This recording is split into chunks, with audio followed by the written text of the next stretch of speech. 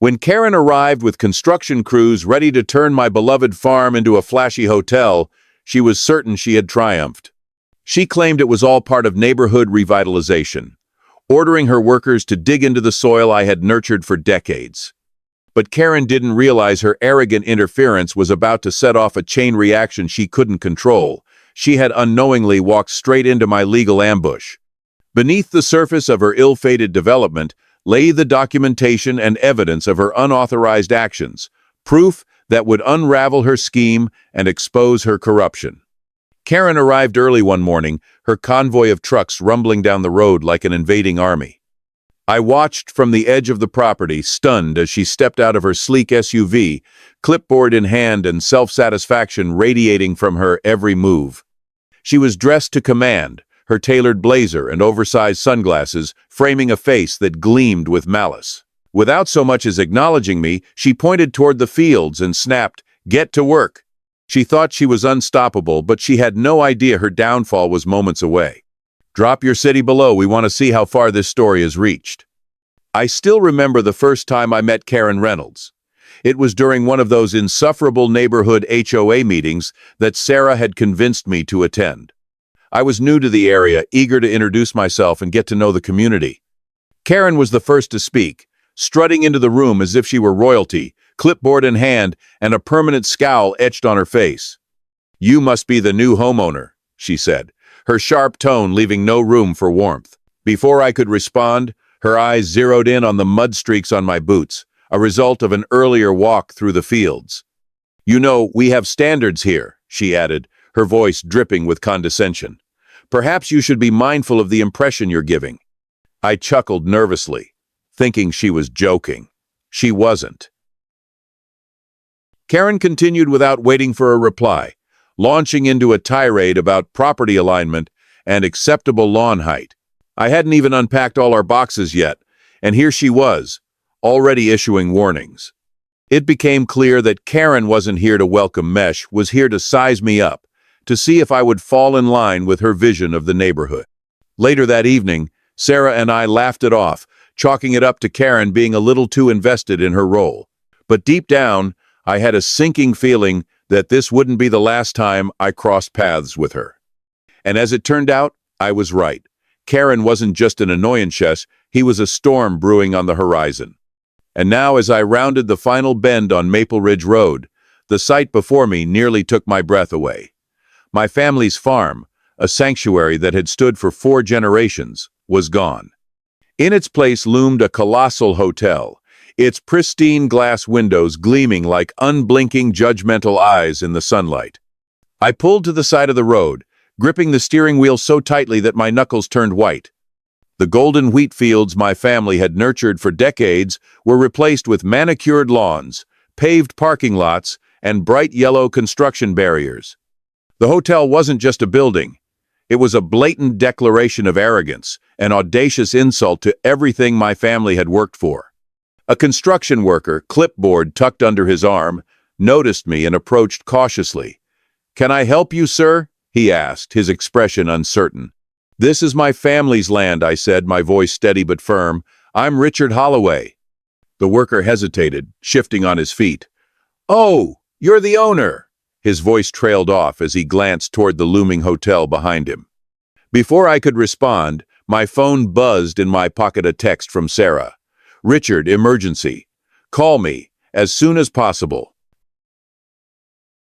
But I couldn't tear my eyes away from the massive concrete monstrosity in front of me. My family's legacy had been wiped away like dirt from a slate, replaced by something foreign and grotesque.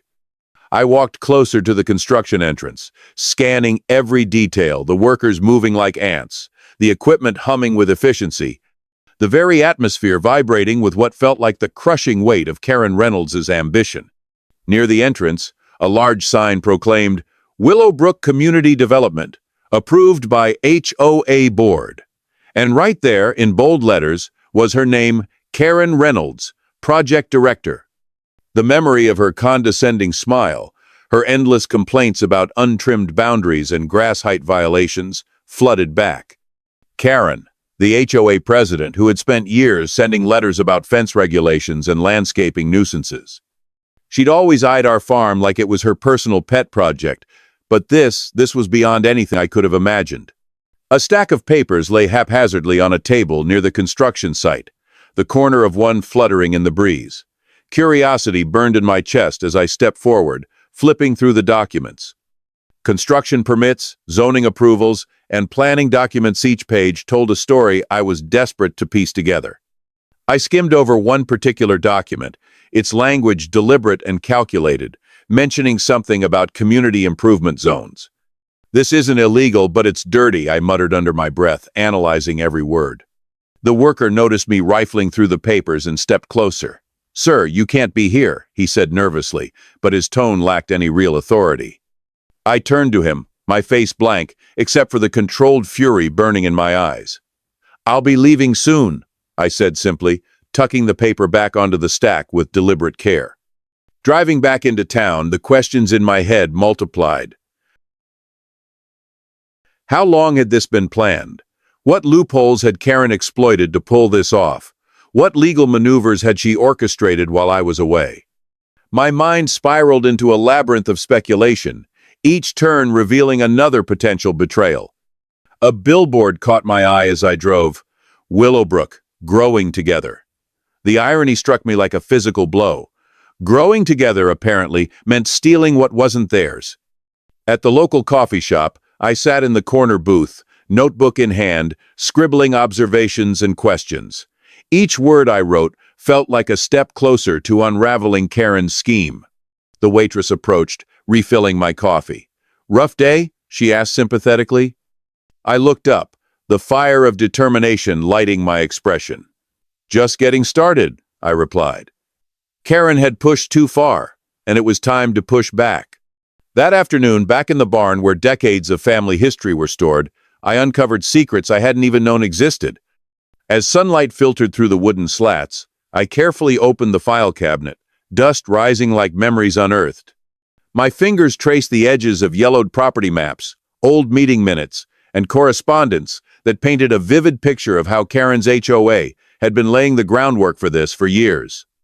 One hand-drawn map from 1952 caught my eye, the intricate pencil lines marking the exact boundaries of the farm, with notes scribbled in the margins. I remembered my grandfather's words when he showed me those documents years ago. "Knowledge is your best weapon," he'd said, his weathered hands pointing at the very papers I now held. Buried among the files was an envelope containing letters from a decades-old property dispute. The HOA had tried similar tactics before, claiming abandoned or underutilized land for community development. But someone had stopped them then, and now I had the blueprint for how to do it again. I snapped photos of each document with my phone, my hands steady despite the fury racing through me. Every page was a weapon, every word a step closer to justice. Karen thought she was untouchable, but she had underestimated the depth of my family's preparation. This wasn't just a fight for land, it was a fight for integrity, for history, for everything my family had built. The barn suddenly felt alive, the weight of my ancestors' work pressing around me like an unspoken command. Karen had brought her battle to me, but she had no idea the storm that was about to crash down on her. Each document felt heavier now, not just with age, but with the weight of the fight ahead. These weren't just old records, they were my arsenal in a battle I never signed up for. The faint crunch of gravel outside made my heart skip a beat. I froze, instinctively gathering the papers and slipping them into a battered leather satchel. Moving quietly to the window, I peeked through the cracked glass.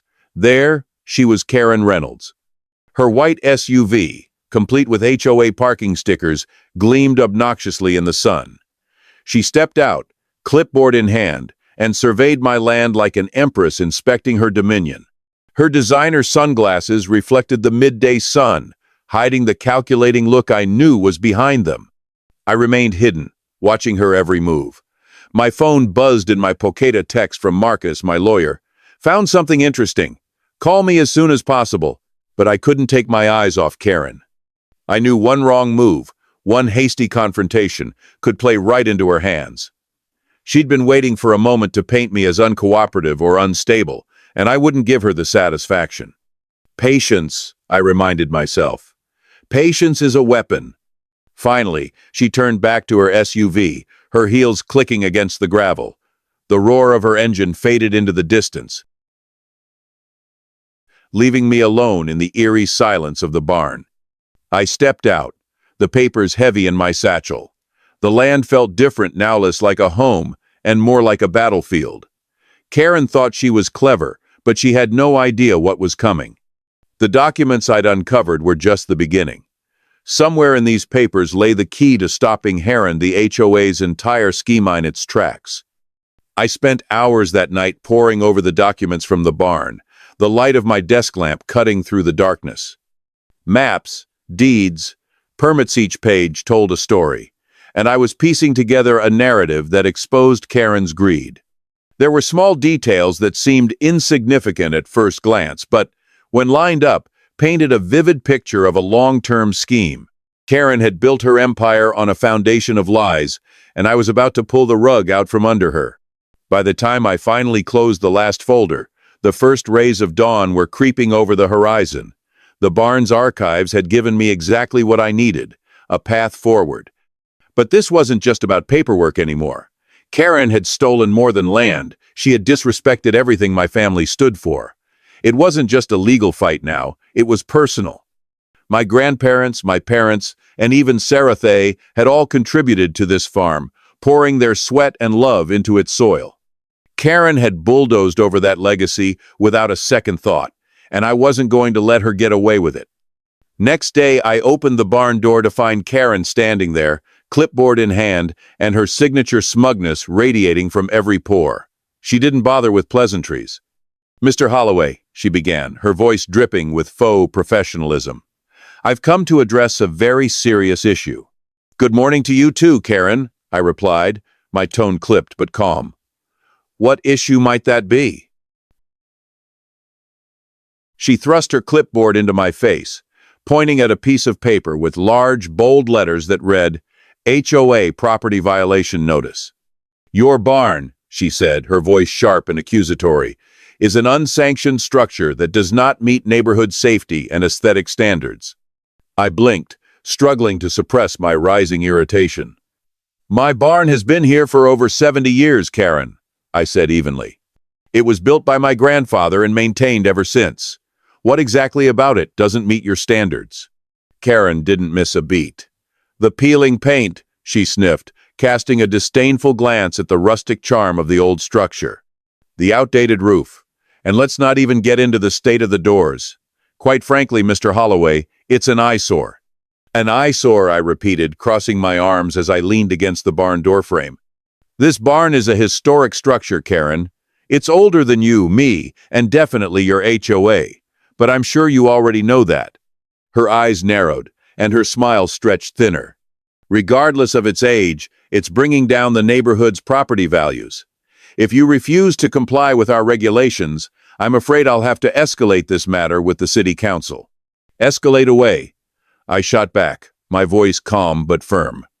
"Though I'd be careful about making threats you can't back up. I happen to have documentation proving this barn's historic designation, complete with preservation rights."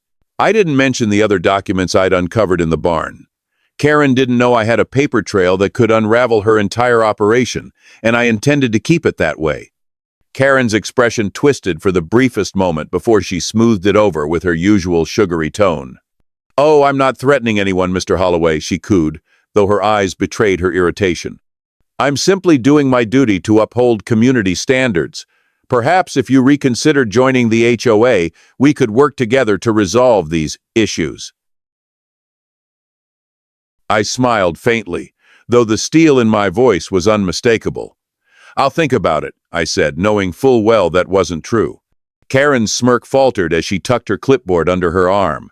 "1 week, Mr. Holloway," she said, her voice laced with a warning. "You have 1 week to bring this barn into compliance. Otherwise, I'll have no choice but to pursue enforcement." With that, she turned on her heel and strutted back to her SUV, her heels clicking against the gravel as though she were victorious. I watched her drive away, shaking my head in disbelief. Karen's endless barrage of accusations and thinly veiled threats was exhausting, but I couldn't deny she was consistent. What she didn't realize, though, was that I was one step ahead of her this time.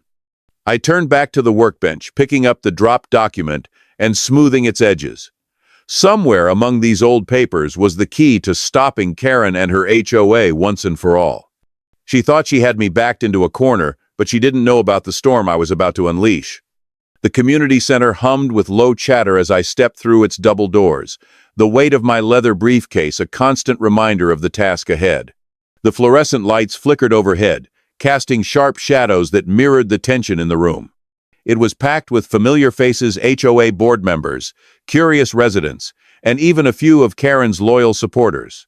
Karen herself sat at the head of the long wooden table, her blazer perfectly pressed, her hair styled to perfection, and her aura of smug confidence unmistakable.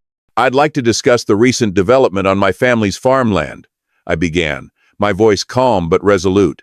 The room fell silent, the whispers dying instantly as everyone turned their attention to me. There was an electric tension in the air, a collective sense of anticipation. I opened my briefcase and spread the first set of documents across the table. These weren't just papers, they were history. Old property maps, meticulously preserved and notarized, dating back to my grandfather's time. Each map showed clear boundary lines, easements, and historical land use agreements that predated the existence of the HOA by decades. Karen's polished facade cracked for the briefest moment, her eyebrow twitching just a fraction. It was subtle, but I noticed it. She knew she was on shaky ground. "These documents," I continued, tracing my fingers along the faded lines of the maps, "prove that the land where the hotel now stands was never legally transferable without my explicit consent." I pulled out a series of photographs, next images of the farm from different years, each time-stamped and showing continuous maintenance, crop rotations, and family involvement. Each photo was a testament to the legacy my family had built, and each one was another nail in the HOA's coffin. From the back of the room, a woman leaned forward. It was Martha Thompson, a longtime resident known for her fairness and level-headedness. Her eyes scanned the documents carefully, her expression shifting from curiosity to genuine concern. "This is serious," she muttered under her breath, loud enough for those around her to hear. Karen, sensing the tide beginning to turn, tried to interject. "Mr. Holloway, this is hardly—" "I'm not finished," I said sharply, my tone firm but controlled. Karen's lips tightened, and for the first time, her confidence faltered. I reached for the next document, a detailed environmental impact assessment I had commissioned privately. As I laid it out for everyone to see, the room grew even quieter. The report revealed critical flaws in the hotel's construction drainage issues that could harm local water sources, soil disruption that violated county environmental guidelines, and potential long-term damage to the surrounding ecosystem. Each finding was backed by professional geological reports, undeniable in their accuracy. Martha raised her hand, her voice curious but concerned. "Can you explain the environmental concerns in more detail?" I nodded, walking the room through the technical details in simple, accessible terms. My goal wasn't to confuse or intimidate, it was to educate, and as I spoke, I saw it happening. The room was listening. They weren't just hearing me, they were truly understanding the depth of what was at stake. "You can't just take land," I said firmly, holding her gaze. "This isn't just about a hotel. It's about honoring property rights, family legacy, and community trust." Justin, a younger board member, leaned forward, his voice serious as he addressed her directly. "Karen, these findings are damning, and the hotel permits alone raise serious legal questions." Karen's face turned an even deeper shade of red, her words stumbling over one another as she tried to regain control. "This is all exaggeration, even," she screeched. "We're improving the community, not tearing it apart." But the room wasn't buying it. The evidence was too clear, the consequences too serious. As I continued presenting, Justin made the motion to the board for immediate sanctions against Karen. "This goes beyond negligence," he said firmly. "This is deliberate abuse of power. I propose Karen Reynolds be removed as HOA president and fined $30,000 to cover the damages caused to Mr. Holloway's property and the community's reputation. Additionally, the hotel construction must be halted and the site cleared within 60 days. The vote was unanimous. Board members who had once been Karen's allies now turned against her, overwhelmed by the undeniable proof of her misconduct.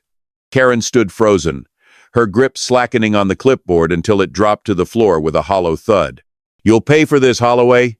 Karen spat, her voice venomous as she stormed toward the door. "You think you've won, but you'll regret this, I swear it." Her curses echoed in the silence that followed, each word laced with desperation and fury.